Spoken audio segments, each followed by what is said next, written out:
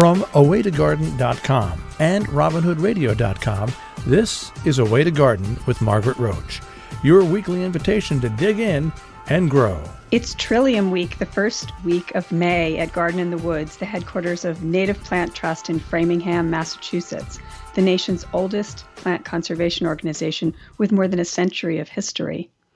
Well, with a little help from today's guest, it can be Trillium Week in your garden too around this time each year. More about growing trilliums in a moment, but first, these messages. Programming and underwriting support from Garden Tool Company. Garden Tool Company's wide selection of heirloom quality tools for your gardening passion is backed by outstanding customer service, fast shipping, and ongoing support. GardenToolCompany.com. Programming and underwriting support from Brushwood Nursery. For more than 20 years, Brushwood Nursery has shipped the finest selection of clematis and other vines all over the United States with full gallon-sized plant and free shipping. Their website is full of beautiful pictures and information on growing clematis. BrushwoodNursery.com. Uli Lorimer has made a career of working with native plants, including a diversity of Trillium species. He was longtime curator of the Native Flora Garden at Brooklyn Botanic Garden, and in 2019 became director of horticulture at Native Plant Trust, the former New England Wildflower Society, which was founded in 1900. Welcome back to the show, Uli, and happy Trillium Week. Mine are opening up by the second over here, too. Thank you. I'm really thrilled to be here, and thrilled to have another chance to discuss Trilliums, one of my favorite groups of wildflowers. Yeah, and so Trillium Week includes in-person events in Framingham at Garden in the Woods, but also I was so excited that you're having some virtual ones, including some free ones where people can really learn about growing them and so forth on their computers from wherever they are, yes? Yeah, so every year, usually right around the 1st of May, which is when most of our trilliums begin to open up and flower, we celebrate Trillium Week. And so this year, it runs from May 1st to May 8th. And we have a full slate of programs from sort of daily workshops and education classes. If you are fortunate enough to live near the garden, you can come and take advantage of a Trillium tour that we do, which is led by our very knowledgeable garden guides. And this year we also have a new phone app. So if you go into your Apple or Google Play and look for Native Plant Trust, you will find our new app there, and you can do a self-guided tour, which features both a general tour of the garden, but also a specific one featuring our trilliums for those folks who prefer, a self-paced tour through the garden. So we're really happy to be able to launch that in time for Trillium Week. Great. So what I'll do is with the transcript of this conversation that we're going to have on awaytogarden.com, I will include the links to all of the information, again, as well as some of the virtual events that people anywhere can look at. So I believe that most species of trilliums on the planet are in North America, and I've seen different numbers on how many and so forth, but we kind of have most of them here, don't we? Yes, we do. There are sort of globally about 50 species right now with the current taxonomy, and I'd say with the exception of one or two genera that exist in Eastern Asia. They're almost all entirely in North America, and the bulk of them in the eastern part of North America. There's a few that are in Western North America as well. But by far, they are Eastern North American plants, and the sort of center of diversity for them is in the Southeast. Yes. And despite their growing in the Southeast, they're actually all fully hardy to be grown all the way up in New England. And in fact, one of the best reference books for trilliums was one written by Fred and Roberta Case, titled Trilliums, and they grew all the possible trilliums you could imagine in their garden in Michigan, and everything was fully hardy there. Right. I have luteum, a yellow-flowered one, which I see always referred to as southeastern, but it's zone 4 hardy, and that's true of a lot of native plants that are hardy or much farther north of than their current range on the earth. Yes, this is very true. So there's a few species in Japan, yeah? Is that where they are? Yes, there's some in Japan and eastern far eastern Russia, and then a few that are in Alaska and some on the sort of Pacific Northwest coast, and some of the mountainous regions there. So Trillium, the name, it gives us a clue. TRI, try. Tell us about their sort of biology, so to speak. Yeah, so they are when they're fully mature. The leaves, there are 3 leaves, and then all of the reproductive parts are also in multiples of 3. So the sepals, the petals, the anthers, the numbers of ovules within the ovary are all multiples of 3. And this is another hallmark of monocots, which is another sort of bigger group of plants, and Trilliums belong to that. So they have floral parts in multiples of 3s, as opposed to multiples of 4 or 5 or more. What's interesting, you said when they're mature, or when they're grown up, sort of, they have these 3 parts. When, first of all, they don't germinate very fast at all from seed. And when they do, I don't know, a year or 2 or however many later, you may see 1 little leaf, not 3. And then I think depending on the species, in year 3 or 4, you may see the first true looking arrangement of 3. I mean, it's a slow process, isn't it? Yes. Yeah, they are very slow to grow. And I think it's, one of the reasons why they're not more widely available in the nursery trade, is because they take a long time to grow from seed. And you're correct that they the first year that they do germinate, they only produce a single leaf, and then maybe year 2 or 3 they'll produce 2 leaves. And then usually by 3rd or 4th year, depending if you've got good growing conditions, you'll begin to see the characteristic 3 leaves. And then from there, it may take them up to 5 years before they actually produce a flower. And so a lot of it also has to do with the fact that this is a plant that will go dormant once the summer heat and drought arrives, and it retreats back into a thick rhizome. And it takes a while for the plant to store up energy and thicken that rhizome in order to be able to make flowers every year. So if you see a particularly old clump that may have multiple flowering stems, you're probably looking at something that's 20, 30, maybe even 40 years old.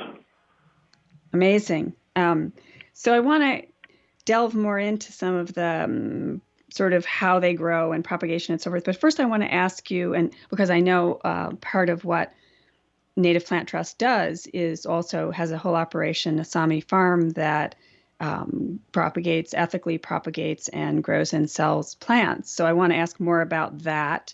But first, the collection, if we come to virtual or in-person Trillium Week, the collection at Garden in the Woods in Framingham, Mass. Now, how diverse is it? How many different kinds of Trilliums would we see there? So we are a nationally accredited collection holder. And this is an accreditation that we receive through the American Public Gardens Association. And I believe with our sister garden, the Mount Cuba Center in the Mid-Atlantic, are the only collection holders for the genus Trillium. Oh. And so what that means is that we have, right now, I think we've got 28 or 30 different taxa. And so these are different species and varieties and forms of the species represented in our garden. And so if you want to see them all in one place, there's no better place to come and see them than us if you're in New England, and if you happen to be in the Mid-Atlantic region, then be sure to check out the Mount Cuba Center because their collection is also spectacular. Now, so you have them in a collection there at the garden, and but what I was fascinated to learn when I first came to where I garden, which is in sort of adjacent to the Berkshires of Massachusetts in New York State in the Hudson Valley. I thought, there must be lots of different kinds of Trilliums, and because I knew them as a gardener, you know what I mean? I had seen pictures of them in garden books and so forth, different species. And what I've learned over the years living here and doing projects with my local flora sort of nonprofit, the nonprofit agency doing the flora of my county, sort of telling what grows here and what's native here and what's existing here, is that there are three in my county, three species in my county, and that the most popular ones among gardeners that might have larger flowers or be a little more showy are not necessarily. So those taxa that you just spoke of having, they're not all literally native to Framingham, Massachusetts, are they? No. So we recognize four taxa as four species of Trillium that are native to the ecoregions of New England. Mm-hmm. And so those are Trillium grandiflorum, the white wake robin, Trillium erectum, which is a red trillium, which also has lots of colorful names like Stinking Benjamin or the wet dog trillium. Trillium cernuum, which is a nodding trillium, and it's sort of a little bit of a bashful species because it holds its flower underneath of the leaves. And then what many people consider one of the most beautiful trilliums of all of the species is the painted trillium, Trillium undulatum. And it features, sort of wavy petals and this really beautiful splotch of, pink maroon in the center, and that kind of bleeds out along the veins of the petals. And it's quite a remarkable plant if you ever come across it. It is, however, one of the ones that is nearly impossible to cultivate because it has specific relationships with fungi in the soil. And so it's one that is probably one of the only local species that we don't cultivate here because we can't. I have heard from many, many other native plant experts that if you ever see it for sale in a nursery, it's probably been dug out of the wild. Right. And that you shouldn't waste your money or your time trying to cultivate it because without the fungi present, it'll be not a successful venture.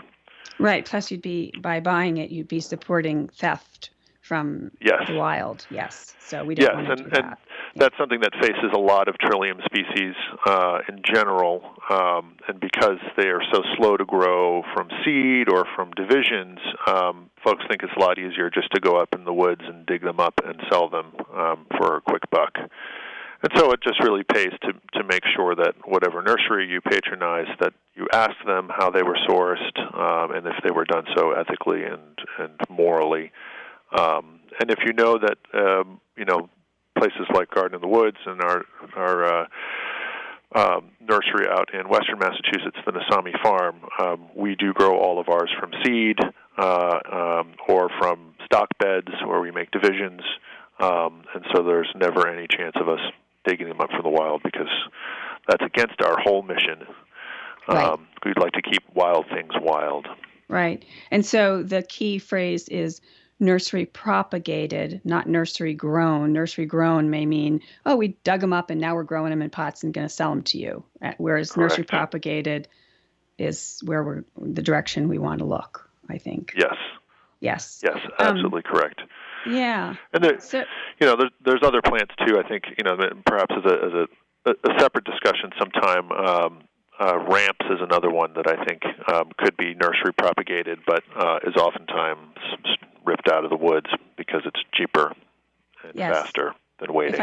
If I see one more social media posting of everybody digging up ramps in the wild, I could just scream. I shouldn't probably even say that out loud because people will now yell at me on social media. But honestly, it's a plant. It's a native plant, and it's unethical and probably illegal to dig it up. And you know what I mean? And, So. Yep. Okay. Yeah. Just boy, now my blood is boiling. This is people want to have these beautiful plants in their gardens, and for good reason, because they're charismatic, they're gorgeous, it's a real sign that spring has arrived, and to meet the demand that people have for these plants, we're not patient enough oftentimes, and so people do turn to unethical methods to supply the demand, unfortunately. Right, but they are available, usually bare root, early in the season. You can buy these plants from an ethical supplier and then have them in your garden in a way that supports an ethical supplier and, everyone wins. Yep. Yeah. So so we were talking about, from seed, how slow they are. And again, I think it depends. I was reading for a New York Times story I did for last week. I was reading a book by Carol Gracie about spring wildflowers of the Northeast, and how looking at pictures of the rhizomes, and how you were talking about how if you see a lot of flower stems coming up, it's a really old clump and so forth. That if you lift them to divide them, if you lifted an old clump like that and you saw the many different rhizomes or even just one, they have like little ridges on them, like these sort of, and how you can approximate their age. Of course, just like with a rattlesnake's rattle, some may have fallen off on an old one. The end may have fallen off, so it's not precise, but that they've found ones that are approximated to be as old as 70 years, rhizomes as old as 70 years. Quite amazing. Yeah, I mean they're slow and steady, and those ridges are what are called terminal bud scars. So every year, at one end of the rhizome, the plant will make a new bud, which will contain the leaves and the flower, and it leaves a little ring. So you can count back from the growing tip, and you can see approximately how many years. I know we've had ones that maybe are as long as my finger and can be 20 years old. Wow. So, they are. Patience is rewarded in this genus, and I think as any gardener understands that delayed gratification is the best thing about gardening. It's not immediate gratification, and watching this plant come back every year and get bigger every year is really satisfying. And they grow with you. That's the best way I can put it. So let's talk about, my first ones, and I've told this story many times on the show, so I'll tell the very short version. When I first came to this house 35 years ago, I was crawling around out front by the front porch, and I spied 3 little green things just tucked under the edge of the wooden front porch floor. And I grabbed them, out of the soil, and they turned out to be trilliums. What did I know? And I put them somewhere else in a bed I was making. And now I have, it's Trillium erectum, the wake robin, or all those other funny names you said. And now I have many, many, many. So that was how I learned to propagate trilliums. Not the most elegant or professional manner, just curiosity driven. But it was at bloom time. And over the years, I've always done so. If I have a big clump and I want to continue to move them around, that's when I do it, because I can see them then, because as you said, I can see where the clumps are, because as you said, they can behave as ephemerals. They can go dormant in the heat of summer, especially in more southern areas, I think. Yeah, and again, with patience there, they can spread with a little help of our friends, the ants. And it's oftentimes, when you come across bigger patches in the woods, they just seem to be kind of randomly dotted here and there. It's because ants plant the seeds, and it's not by mistake that they're attracted to the trilliums. The seeds that the trilliums produce have a tasty little ant snack attached to the seed. It's called an eliosome, but it's really sort of fat and lipid and protein, and the ants love it. And as soon as the capsule opens, they'll come and collect all the seeds and then take them away. And after they've eaten the little snack, they'll deposit the seed into the leaf litter, and then 2-3 years later, there's another trillium. Yes. And it's a wonderful, if you're fortunate enough to garden the same space over a long period of time, you begin to notice how there's one that popped up over there, and I never planted one there. How did it get there? Thank you, ants. They're industrious and wonderful, and over time they'll help plant your own garden for you. So I've read that this plant-ant mutualism that you just described, where they go to get the lipid-rich snack and in the process walk away and move it to a different place away from the parent plant and plant it, quote unquote, that as many as 35% of eastern woodland wildflowers depend on that mutualism, that many species do. So it's pretty fascinating. Things like bloodroot and your Dutchman's breeches and squirrel corn, dicentras. They all need the help from the ants to get things around. Yeah. So if we want to grow them and we buy ethically, whether bare root or potted up, we buy ethically nursery propagated trilliums for many of them are woodland species. Yes. So anything else about making them happy, and especially I'm fascinated in what do you at Garden in the Woods, do they grow just among themselves or do you have them ever with other things or? Yes, I mean, so they grow. I think so for most of them, and I'll come to two specific examples that are sort of that don't follow this trend. But for many of them, they like rich soils, so good organic matter content, but not too wet. Mm-hmm. That's one of the things that is just as a quick tangent, a challenge for nursery people to grow them in pots because oftentimes the soil media stays too wet, or especially early in the spring, and then the rhizomes rot. Right. So a certain amount of drainage is important for them to keep the rhizomes from rotting. Because they have sort of a strong growing point and they can push up through things, we planted them into big clumps of, let's say, like oak sedge, different kinds of sedges. Oh. We have them with woodland phlox, barren strawberry, any kind of like low ground cover kind of a plant that you could think of. Oh. They're really wonderful companions because they'll just kind of push up through that. And then one of my favorite combinations that we have going here at Garden in the Woods is with what's called long beach fern, Phagopterous, Connectilis.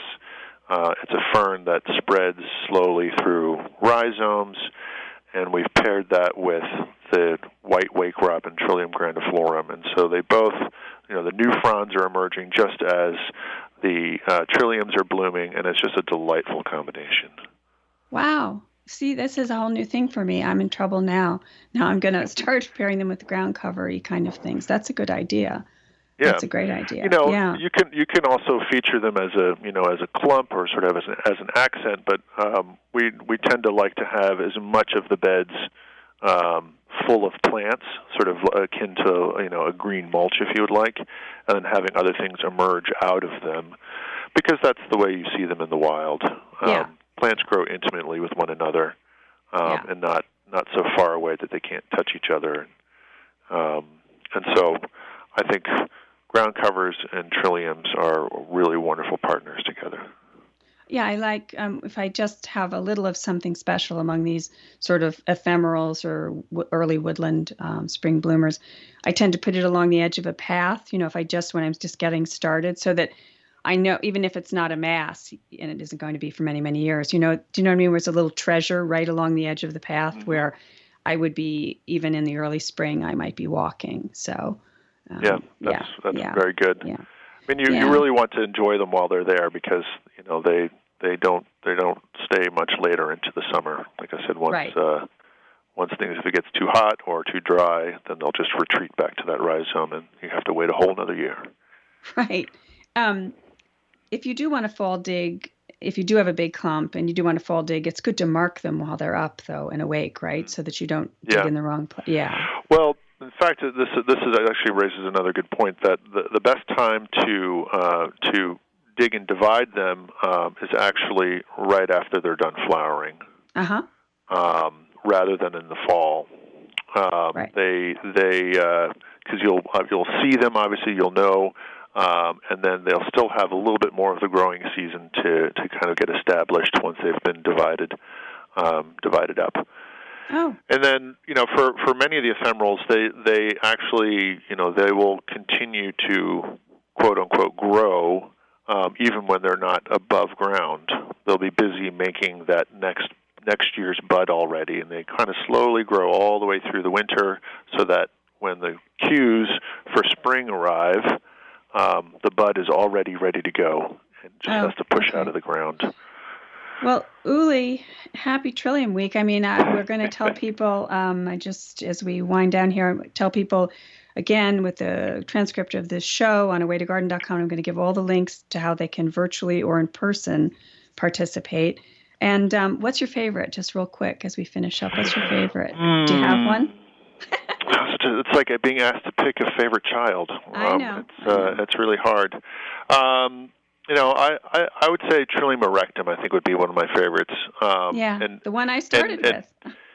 Yeah, just because it's a great example of a flower that doesn't, not all flowers have to have really nice smells.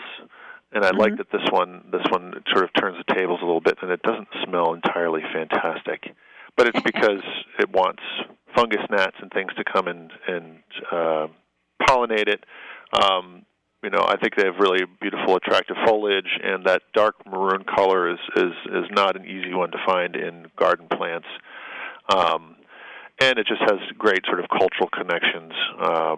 I mentioned Stinking Benjamin and Wet Dog Trillium. Stinking Willie is another name for it that I think is great. Bloody Butchers. There's all sorts of fantastic and very colorful names for these plants. And I think I don't know if we probably don't have time to get into it, but there's a whole other sort of human connection with these plants, which spans long periods of time. They've been used medicinally. And I think it also really sort of underpins why people connect with them so very much and why they're such treasured members of the spring flora. Well, thank you for making the time today, and I'll talk to you again soon, if not about Trilliums, about something else. Thanks, Uli. I look forward to it. Thank you so much, Margaret. Programming and underwriting support from Brushwood Nursery. For more than 20 years, Brushwood Nursery has shipped the finest selection of clematis and other vines all over the United States, with full gallon-sized plant and free shipping. Their website is full of beautiful pictures and information on growing clematis. BrushwoodNursery.com. Programming and underwriting support from Garden Tool Company. Garden Tool Company's wide selection of heirloom quality tools for your gardening passion is backed by outstanding customer service, fast shipping, and ongoing support. GardenToolCompany.com. And thanks to all the rest of you for listening too. Now, don't miss an episode. You can subscribe free to the podcast version of the show on Stitcher or iTunes or Spotify, and find me anytime at awaytogarden.com or on Facebook and on Instagram as @awaytogarden. And happy gardening meantime. Away to Garden with Margaret Roach is a joint production of awaytogarden.com and the smallest NPR station in the nation, Robin Hood Radio.